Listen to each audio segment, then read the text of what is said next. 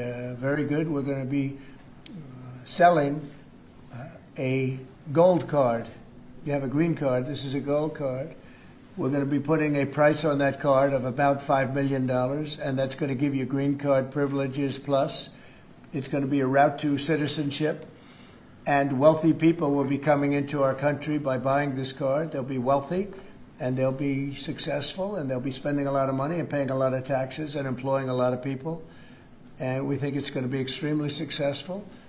Never been done before, anything like this, but it's something that we're going to be putting out over the next, would you say 2 weeks, Howard? Do you want to say a couple of words about it? Sure. Mr. President, are there Wait a minute. requirements for that gold Hang on card? Do you have to invest a certain amount of money in this country in order to qualify for that gold card? Yeah, exactly. So the EB-5 program was really, you lend some money, but it was full of nonsense, make-believe, and fraud, and it was a way to get a green card that was low-priced. So the president said, rather than having this sort of ridiculous EB-5 program, we're going to end the EB-5 program. We're going to replace it with the Trump Gold Card, which is really a green card gold. So they'll be able to pay $5 million to the U.S. government. They'll have to go through vetting, of course. We're going to make sure they're wonderful, world-class global citizens.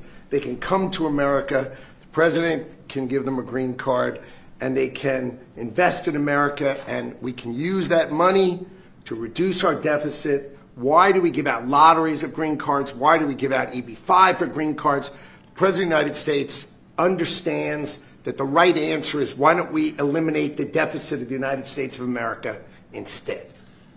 The gold card, well, millions, but the gold card will bring in with it people that create jobs, very high-level people.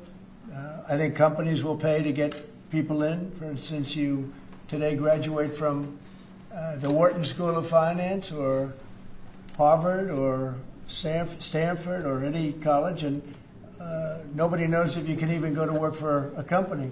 So Apple and all these companies that want to get people to be working for them will be able to buy a card, and for the people that are number one in their class at top schools, I see that as one of the things. But generally speaking, it'll be people with money and people that create jobs, and they won't have to pay any tax on income outside of the United States, which they're not paying right now. They're not citizens, but they'll have to pay if they create jobs in the United States. They'll pay full taxes like everybody else.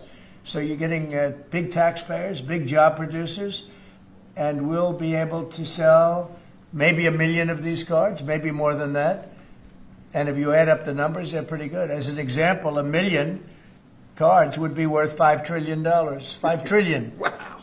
And if you sell 10 million of the cards, that's a total of $50 trillion. Well, we have $35 trillion in debt. That'd be nice. So we'll see. But it could be great. Maybe it will be fantastic.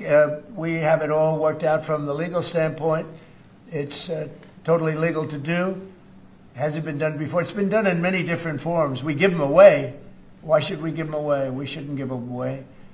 And I think it's something very exciting. I think it's potentially just something that we're all very